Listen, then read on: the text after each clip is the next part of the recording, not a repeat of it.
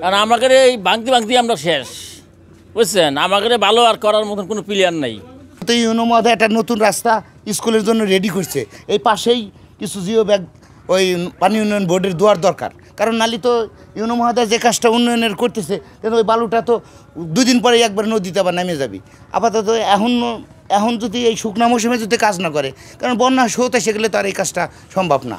কারণ এই নৌকাদন ভিড়বে, এখানে একটা বাজার, যেহেতু মাছ বিক্রিতা করা হয় এই জায়গা দিয়ে সবসময় নৌকাদন ভেড়ে, কিন্তু যখন ভাঙন লেগে যাবে তখন তো কেউ এই জায়গায় থাকতে পারবে না, বাড়িঘর ভেঙে যাবে, নৌকাদনও কেউ থাকবে না এই জায়গায়।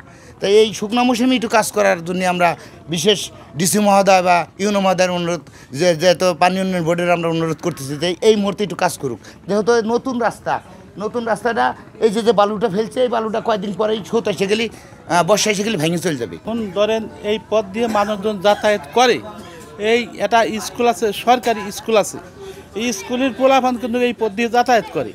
তখন কিছু বস্তা এই জায়গা দিছে, আর যদি সাইড দিয়ে যদি আর কিছু বস্তা দিয়ে এই যে ইউনিসেফে যে একটা রাস্তার প্রয়োজন, মানে যে করছে পরিকল্পনা, যদি এই সাইড দিয়ে যদি এই জিও ব্যাগগুলি ফেলে দিয়ে যদি ওই বালিটা যদি ভিতরে থাকে, তাহলে কিন্তু ঢেউতে কিন্তু ওই বালিগুলি যাবে না, বুঝছেন। এই জন্য আগে হলো যে বস্তার দরকার, এটা লোকের বিশেষ প্রয়োজন। এই দেখা গেল মৌসুমে ফেলাই ফেলে বস্তাগুলি সুন্দরভাবে ফেলান যায়।